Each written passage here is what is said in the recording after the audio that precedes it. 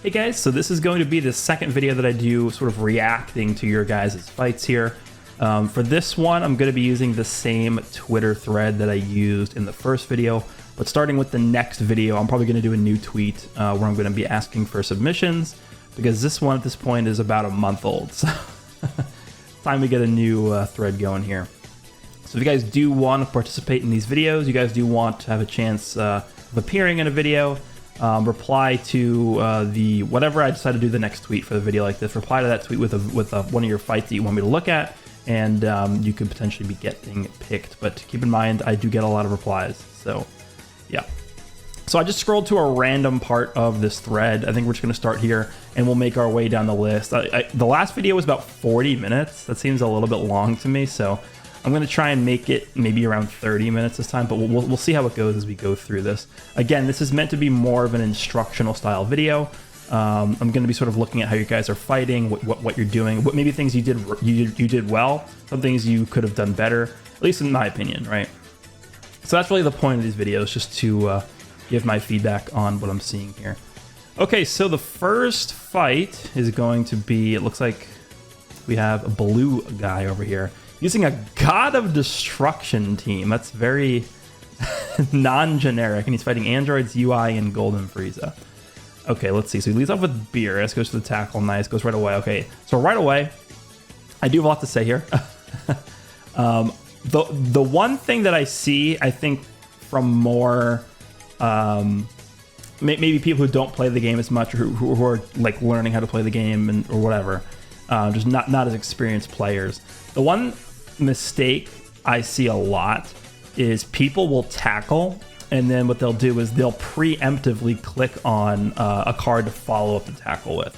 So in this case, I think it's again, these are replays, so you can't actually see the inputs.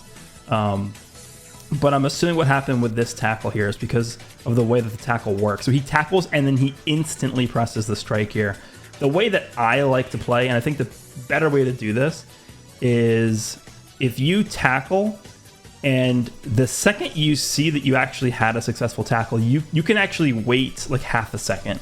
And if the enemy actually gets hit by the tackle, you can then click on the follow-up card. So you guys will probably see this a lot in my videos. This is the way that I like to use the tackle feature. So you can go for the tackle, either immediately swipe to get out of the tackle, because if the enemy's going to counter your tackle with the strike card, that's the only way you can dodge that. Or if you think the enemy's going to get hit by the tackle, you go for the tackle, you wait a half a second, and you confirm the tackle hit, and then you go for a follow-up. The reason why I don't like this method that this player used in this one is because if you preemptively click the strike card and the enemy does counter your tackle with a strike card, you actually have no way to sort of get out of this, right? You're basically screwed unless you preemptively are swiping to the right or left, right, to dodge. But if you do that, you're still going to have the strike card clicked, so you'll instantly go right away with the strike card. So there's no real scenario where I think preemptively clicking a strike or blast from a tackle is the right play. But it does take time to get used to using tackles, because I think most players, again, that's what I see most often from either less experienced or beginner style players. They just don't really, think about the different ways tackles interact with the enemy, and they'll preemptively click a card right away. So, okay, a long explanation for the first part of this fight, but I think it's important thing to note. Okay, so he goes for the tackle, he gets the strike off, nice. He's starting to combo Android 17 and 18, goes into Frieza, it makes sense. I do like the Frieza switch by the enemy over UI. There's UI, okay, that makes sense, because he goes into Champa. Alright, so this is a bit of an annoying situation, because he has no cards, and the only two cards he has are strikes. So it's really hard to play around UI Goku, especially with a yellow character, right? That doesn't have anything in his hand to do anything here. Is this going to be one of these UI Goku players that just sits there and floats in long range? It looks like it. He goes for a tab attack, okay. Okay, so right there, obviously, this was a bit difficult because of how fast this happened. But this guy, let me see if I can get this right. Let me not turn that on. So this guy goes for the strike cancel, and like literally the second he starts the strike cancel, this guy draws a green card. Now, obviously, if you guys know what Champa does, his green card is a projectile immobilization green card. So if this guy predicted that he was going to strike cancel out of the strike card here, he could have queued up the green card and gotten that off on him. I've actually noticed a lot more people are starting to do like full screen strikes and stuff like that. And I think the reason why is because they are scared of this exact interaction, right? They're scared of strike canceling into a blue card, into a projectile green card.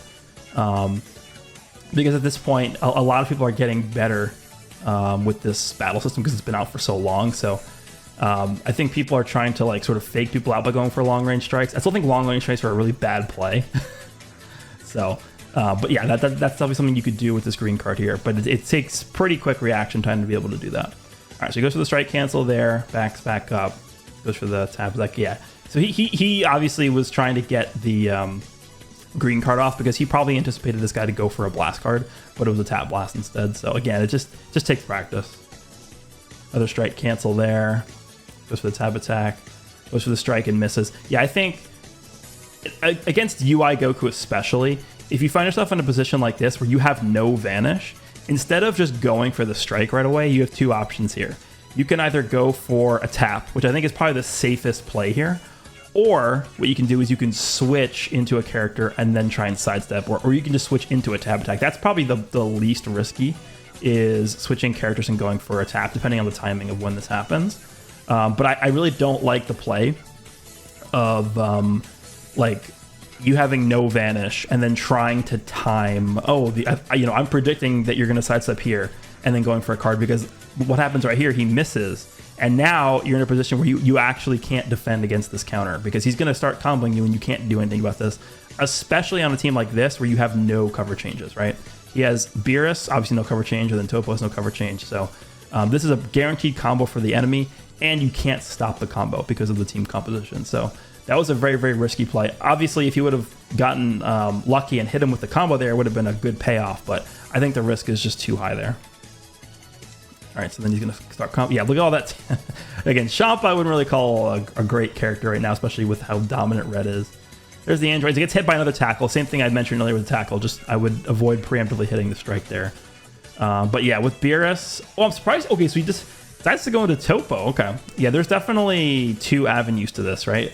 So Beerus's strike does a lot of damage here. So it's pretty unfortunate because he's right above half HP, which means that Beerus's green card at this point would not lock. I think what I personally would have done here is I personally probably would have tried to pop Beerus's main here.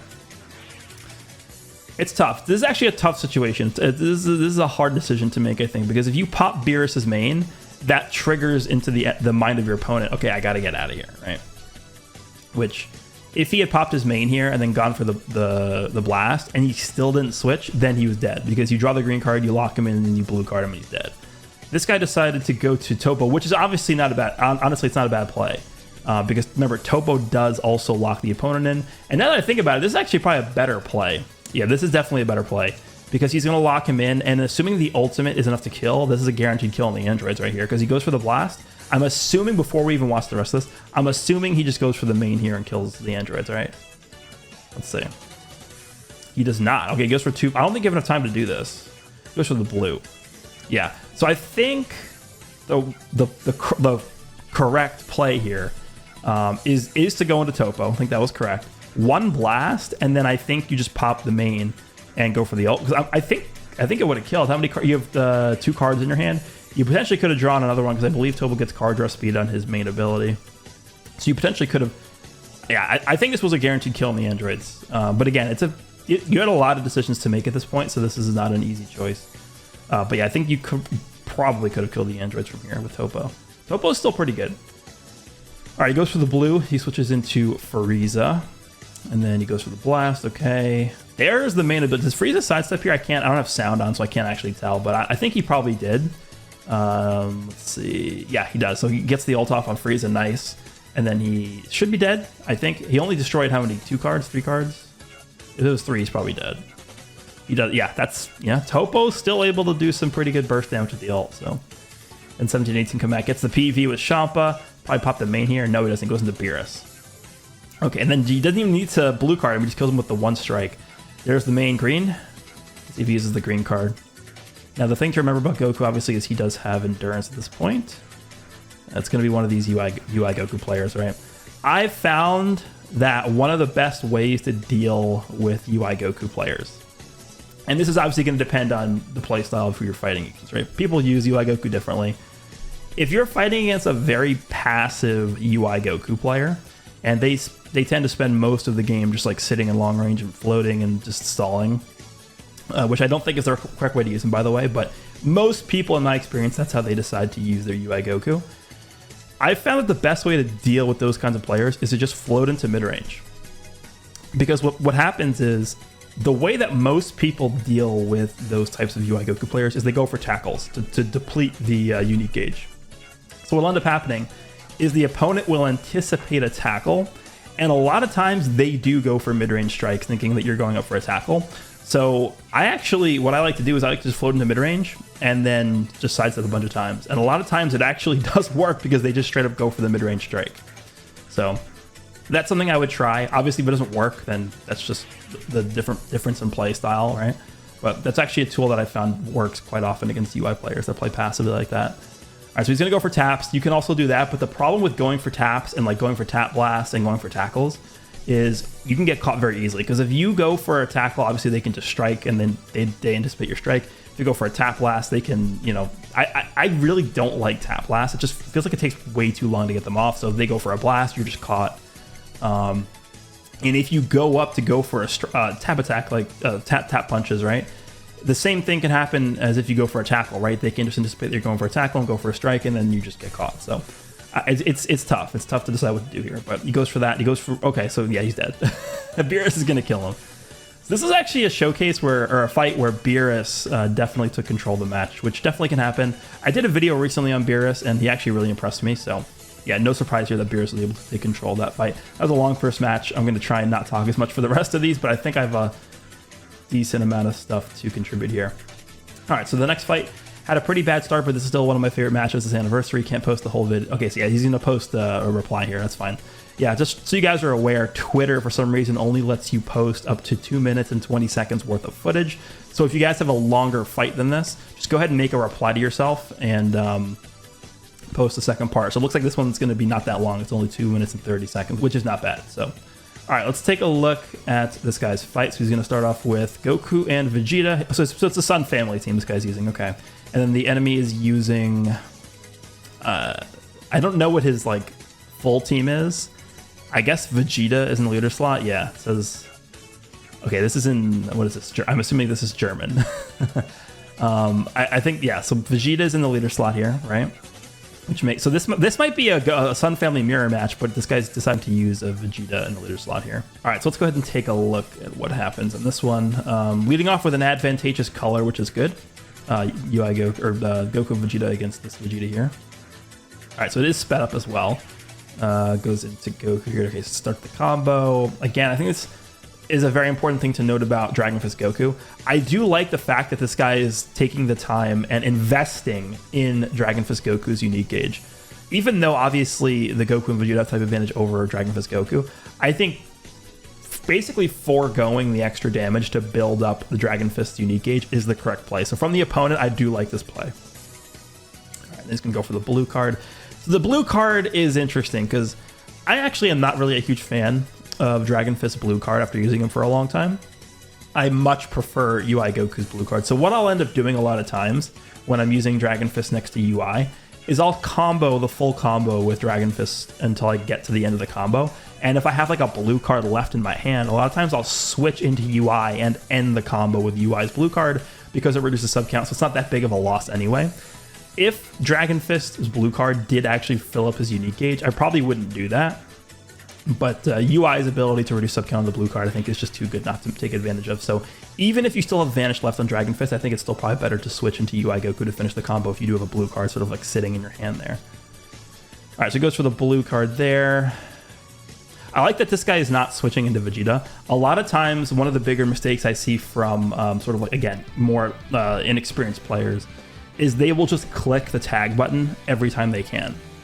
And honestly, a lot of times it's not a bad choice because of how powerful that tag ability is. You're healing, you're getting card draw speed, like you're stacking up your buffs every time you switch, right? So you're getting a lot of positive effects from tagging out, right, to Goku or Vegeta. But in this situation, obviously with type advantage over Dragon Fist, I think this is the right choice not to tag out to Vegeta. Seems like a very obvious thing, but I think a lot of people in this scenario, like again, less experienced players, would actually just click that tag button. All right, so there's UI. Now you can decide to tag. I think in this position right here, this is me playing, I would start with the green card, and then I would draw the blue card, and then if I still didn't see anything, I'd probably at that point then tag out. You actually do, it's pretty tight window, but you actually do have like a third of a second to see if your opponent's doing anything when you click the tag button. So it's kind of like a mini stop time you can use to your advantage. All right, so he decides to not do either. He dodges.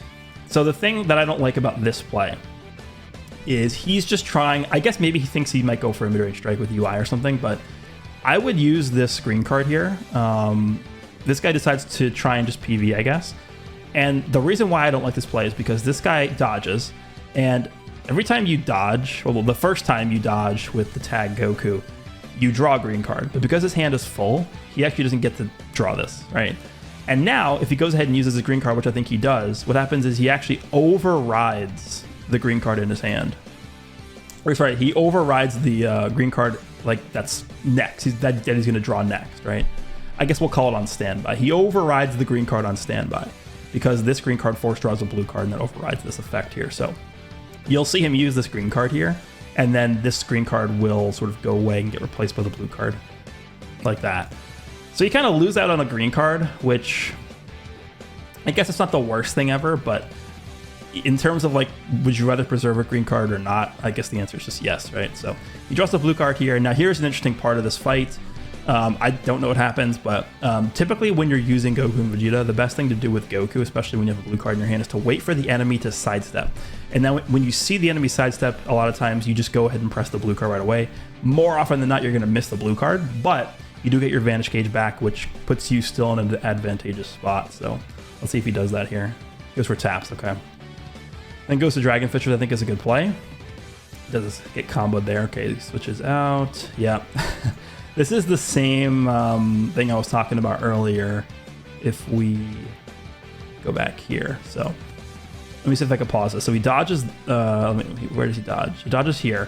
So this is the spot where I would go to UI, and this is the exact same scenario I was talking about in the prior fight, where you have no vanish, right? And if you go for a strike or you go for a blast card here and you miss, you're getting comboed. Now, it doesn't matter as much in this fight because you do have the UI Goku here who can just swap in and end the combo, right?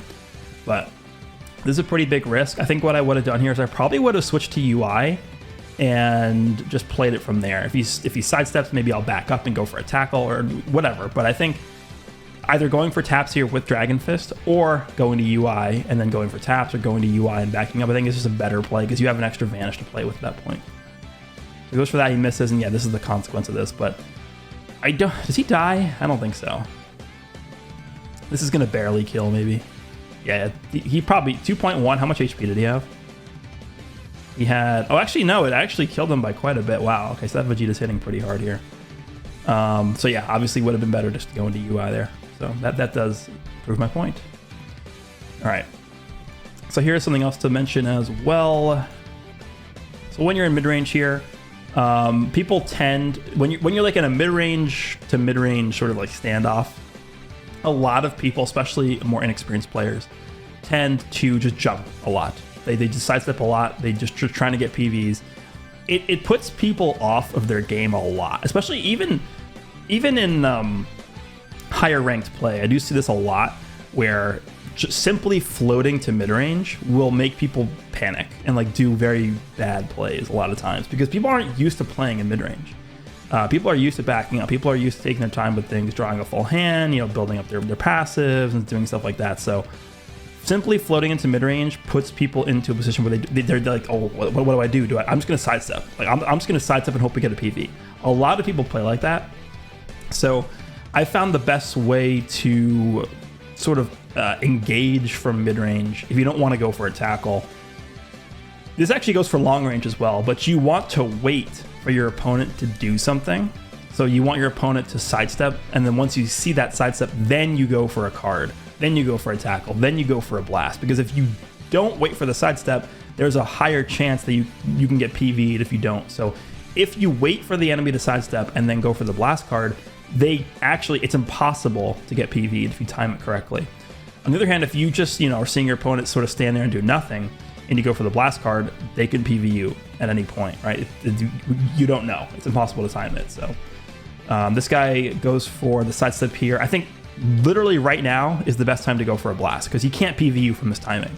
So yeah, he ends up waiting an extra second and then going for the blast there, which, I mean, it's just unfortunate. I don't even think he was thinking about it, but okay, starts to get comboed here. This UI goes into, I'm surprised he goes into UI here. Yeah, damn, this is the guy I was complimenting in the beginning of the fight because he still has the anti-cover, right? This is the anti-cover right here. So even if this guy had gone to UI, he still could have continued the combo. And again, I think it's just way too important to build that unique gauge for Dragon Fist. But all right, he goes to UI here. Now this guy can just go to UI and just cut the combo, right? Unless he goes for the main, which he doesn't do, which is honestly a misplay. I think if I was the opponent there, I probably would have pressed the main ability on UI just to not have to worry about that. But this guy did switch into UI fast, and that's a good play there from him. All right. So now we're in the funnest part of the whole game where you just have UI versus UI. He does go for the blue card. I actually think a lot of times I don't like the play of just pressing blue cards randomly from long range, but with UI specifically, I feel like it's not a bad play because even if you miss the blue card, unless you're getting PV'd, it doesn't really matter because you can just sit there and you won't get hit, right? Assuming you have a gauge to work with, right? All right. Good damage. Let's see what he does. He goes for the green there. Okay. Another blue. He might have gotten PV'd. I can't really tell. Does he get PV'd here? Again, I think you want to take the same approach as I talked about earlier. If this guy jumps, then you use the blue card. Doesn't have to hit him, but at least with that timing, you're not going to get PV'd. And then with UI Goku, you can just stand there and not get countered. So I'm pretty sure what happened is he PV'd this guy and then goes right away, because otherwise him standing here wouldn't activate, or it would activate the counter, right? So I think he did get PV'd here. All right, there's Vegeta. He already used his main ability, so we can't use the lock in here. He actually misses the rush. I think that was probably a mistake, like a mistap. But yeah, because you can't strike into a sidestep into a rush. You can blast into a sidestep into a rush, but not like strike, dash up, jump, rush. You can't do that. It doesn't connect. Okay, so then he misses that.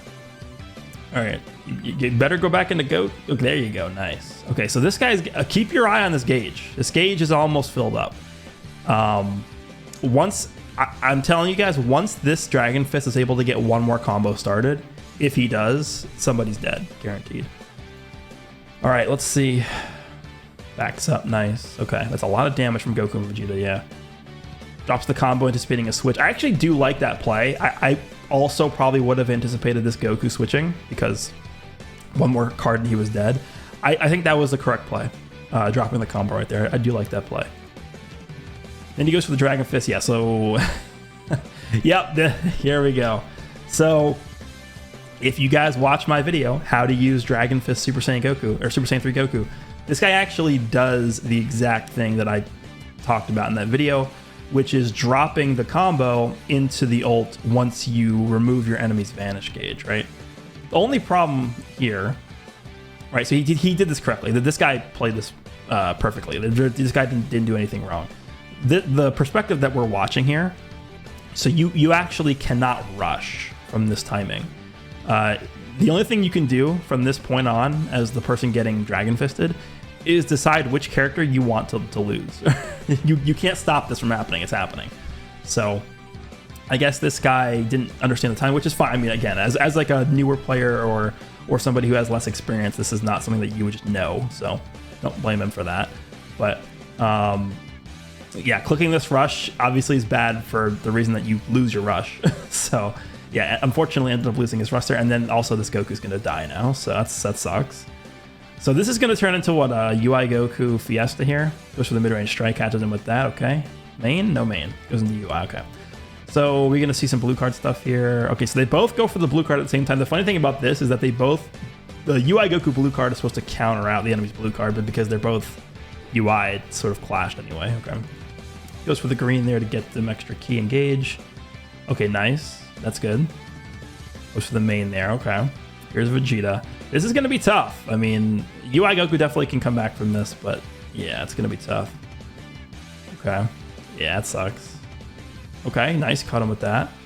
And then, yeah, he's dead. Because remember, when UI pops his main ability, he doesn't care about cover changes. I think it's for 30 count, so it's a while. It's a while. All right, goes for the green. Okay, so from this position, if I'm the UI Goku player, I press my green card, and I do not see any exclamation point, right? So you know he's not attacking. Me personally, I would probably just go for taps to be safe, right? But let's see what happens here.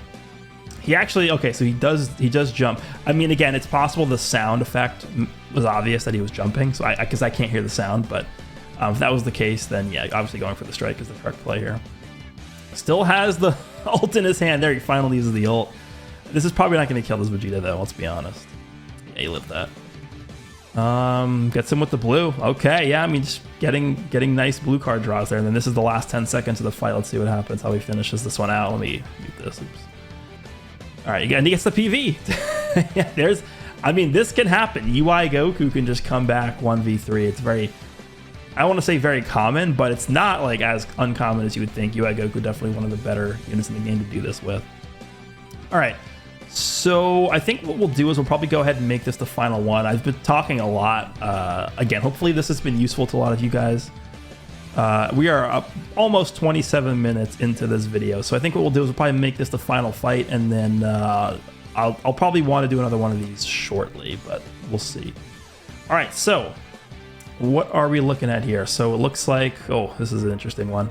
Super Vegito, Dragon Fist, Tapion versus the androids Kid Buu and Cell. So this guy's either, no, this is, I guess this is just raw powerful opponent is what this is, because he's using Kid Buu as his leader, which if it was just a regen team with the androids, they would obviously be in the leader slot, but looks like it's Kid Buu in the leader slot here, which means that this is more of a powerful opponent based team. So well, let's go ahead and see how this plays out here. All right, so starting off with Vegito, which is fine. I think this is a good unit to start with. Tapion's also fine. So this is actually a yellow green team, which can be annoying if you're fighting the androids, which he is. So let's see how he deals with this. Starts with the green card here. Typically when I'm using Vegito and I find that I'm starting with a green card in my opening hand, I like to go for tackles, because if the tackle hits the enemy and you sidestep, you can still connect the green card, right? Something people don't realize with projectile-based attacks, whether it's a projectile green card or projectile blue card, you can tackle, preemptively sidestep out of the tackle, and then connect projectile. So obviously with Vegito, that works really well because it's a combo starter. So let's see if he does that here. He does not. He goes for the blast right away. Okay. And unfortunately, he gets PV'd as well. Honestly, the beginning of a fight is just kind of just like, you know, well, you guessed wrong, you're gonna get comboed. Like, it's a lot of the times what happens. Like if the enemy decides to just sidestep right away and you go for a blast right away, like literally what just happened, then you're just gonna get comboed. It's just kind of unfortunate. I wish the fight would start at long range, to be honest with you guys. I think that would be a better way to start the fight, just because it's not as dependent on just luck, I think, at that point. All right, here we go with the androids. Yeah, this is gonna be a fun one. Androidville. Does go into Goku for the cover change. That's good. Oh, he destroys the green card. That's so annoying. I hate that. I hate the androids so much. Look at this.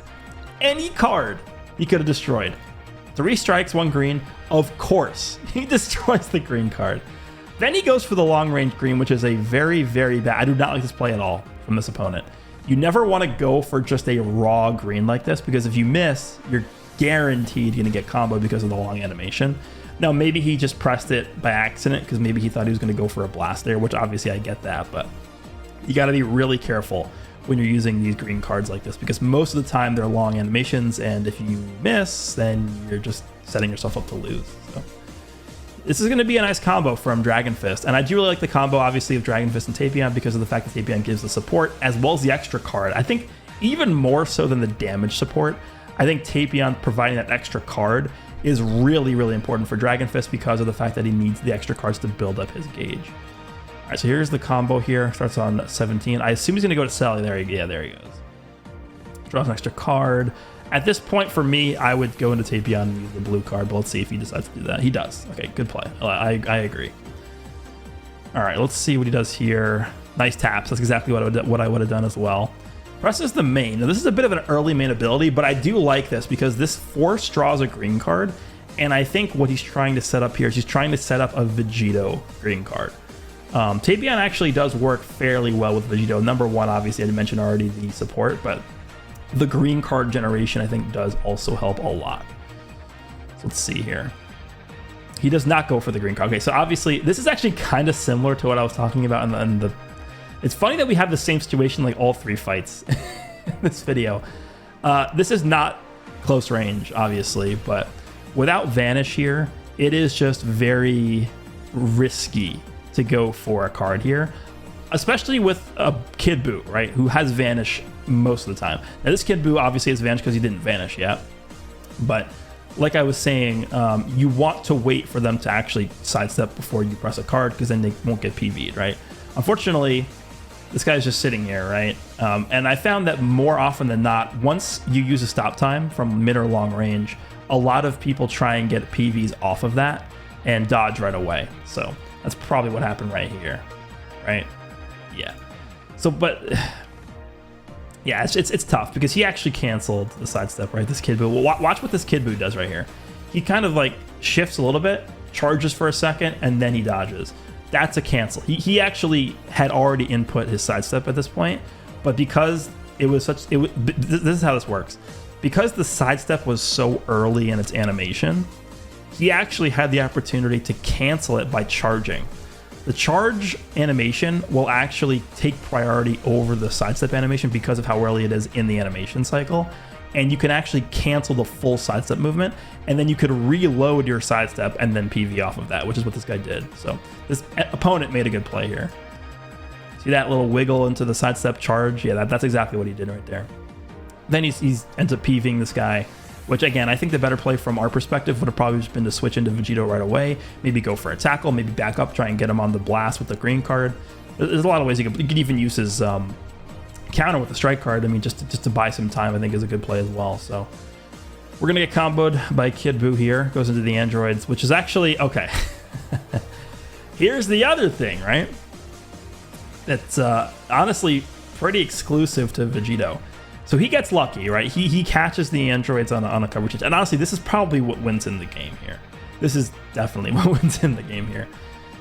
He can now start this combo with Vegito because of the fact that you can combo off of a cover change with his green card. Not only that, he's going to go type neutral against the androids. So the androids are going to take a lot of damage here. And he only has strike cards, so Cell will not be able to cover change against this. So this is easily what wins in the game here. This is going to be a blowout from this point. Let's see. He's going to combo. Oh yeah, I guess the other thing I should mention is that there is a chance that they destroy the green card, which is so stupid. All right, so he goes for that. Nice. Goes for the strikes. Yeah, notice he's type neutral. That's a lot of damage he's doing right there. He doesn't go into Cell. Okay. This is a tough decision. Does he drop or does he not drop? Because I think if he drops here and the enemy reads the drop and then gets the combo started on you, you are in a really bad spot. But the one thing that's helping you in that position is Tapion's ability to come in off of a rising rush at any point, right? He reduces the sub count by 10 when the enemy rushes. So you have a little bit of leeway to play with, right? If this was me playing, I probably would drop because of the Tapion safety net that we have on the team. Let's see what he does here. He does not drop, and he actually doesn't switch. That was a good play by him. Now he has a rush, though. This is a very simple scenario. You just take your finger and you tap on this rush button, and that's it. There you go. And there's Cell. Yeah, okay. That makes sense. That was obviously a good play by him. Doesn't get guessed. Must be nice. All right, takes that Cell. The androids are coming back in here. Got to remember that. Now, the thing about Vegito, obviously, you guys should know at this point, it does have 2 Vanish engages to work with. The user made ability to get your Vanish back. So against, a character like the androids, after using your rush, you have that extra tool to play with in case you need it. Does go for that. He decides to go for taps here. Now, this is actually a very dangerous timing because Vegito sidesteps here. The androids, right? They could have sidestepped this tap attack. because they had enough time to sidestep here. If the androids had decided to sidestep right now and vanish this tap attack, they could have rushed the Vegito. The Vegito could have been dead here, right? And that would have been devastating for this match. But the tap attacks from Vegito are okay. I think what I probably would have done here is I probably would have pressed the main. It sounds dumb, right? And why would you want to use your main against the androids? But that timing was so weird that again, if the androids would have decided to sidestep instead of not sidestepping and dodge this Vegito's tap attacks, they could have either rushed or they could have went right away. And even if at that point the Vegito player pressed the main ability, it would have been too late because they would have already been in the animation. So this was a risky play. Me personally, I think I probably would have pressed the main here. Let's go for taps. Does he go back into someone else? There's Goku. Okay. Yeah, okay, so that's probably the match. He gets the PV on the androids there with Super Saiyan 3. Kid Boo's probably going to get sacked off. Yeah, there he is. A green. Yeah, he's down. He's dead. Dragon Fist. No, he doesn't go for the... Okay. That's an interesting decision right there. He does not go for the Dragon Fist. I could definitely understand why. He definitely feels that 17 and 18 are a bigger threat than Kid Buu, which I definitely agree with, especially when you're using Vegito, right? And you have 2 yellows on your team. I definitely understand why you think the androids are a bigger threat. So the reason why he decides not to go for the Dragon Fist here is because he basically wants to set up the guaranteed kill against the androids that are on, right? That's the thought process here. It is actually a very tough choice. If I was faced with this problem, I think I probably would just choose to get rid of Kid Buu, because Kid Buu can get pretty annoying, and the difference between having 2 units alive and then 1 unit alive, it puts you in a much more advantageous position to be up against 1 enemy as opposed to 2. It sounds obvious, right? Like, oh, you're in a better spot against 1 unit versus 2. I would rather trade my Dragon Fist to guaranteed kill 1 character than to save it to guaranteed kill the next character. I think putting yourself in that 3v1 is as soon as possible is the better choice, but I definitely understand why he decided to do this. There's merit to this choice as well. All right, so he draws a blue. That's pretty good, because if Kid Buu decides to go for a blast, you can just counter it with the blue and then he's dead anyway, right? Let's see. Oh, he gets him in a sidestep. Okay, so he's dead. And then at this point, you just Dragon Fist him, right? And then that's it. Just go into Dragon Fist when you can here. The one thing to remember, though, is I think the androids still have their rush, right? So maybe what you do is you just bait out the rush against Vegito here. It sounds like a dumb decision, but switching into Vegito right here might not actually be that bad of an idea, because if he rushes, you instantly win, right? If he rushes you right here, then what's stopping you from just going into Dragon Fist, pressing your main ability, reducing his vanish to 0, and then LFing him with Dragon Fist? Nothing. You win instantly. So I think, me personally, I might just switch into Vegito here, to be honest. But he's gonna let... Oh, he goes into Dragon Fist? Okay. I definitely don't agree with that, but okay. Interesting. Goes for the blue, so I guess he had nothing else. Look at that damage. Ridiculous. He goes to Vegito there. Okay. He's just waiting. He's just waiting. By the way, the android player stalling is really helpful for this perspective that we're watching here, because again, as soon as you get that Dragon Fist in, you're in a much better spot. So him giving us the time to buy here, instead of being very, very offensive and trying to get this Vegito out of the match like without a rush, is what he needs to be doing, but he's not doing that. Okay, so here's the blasts. Tapion's gonna die here. Okay. I believe Vegito still has his main ability, right? Doesn't he? At this point, Vegito can kill with his ult because it does type neutral, because Tapion is dead now. Goes for the tackle. Okay, he actually gets him with the tackle. So he didn't even need to use the Dragon Fist in this one. Interesting. Okay. I mean, I definitely understand the play to save it there, but I think, me personally, I would have just preferred to bring it down to a 3v1. But there we go. We did 3 matches in this video. That was a lot of talking. This ended up being 40 minutes anyway, the same amount of time as the other one. But yeah, those are today's viewer fight reactions. I'm going to be doing another one of these videos soon. Again, as I mentioned in the beginning of the video, if you guys do want to see more of, or you guys want to participate in these, keep your eye out for a tweet that I'm going to be making to have you guys post onto the tweet your fights. Again, I want to do more interactive content. That's the whole reason why I'm doing these videos. Let me know down below if you guys like this style of content. Hope you guys enjoyed this video. Hopefully it was helpful. Hopefully you were able to pick up a new trick or two from these videos. Hopefully I was helpful. And I will see you guys all in the next one.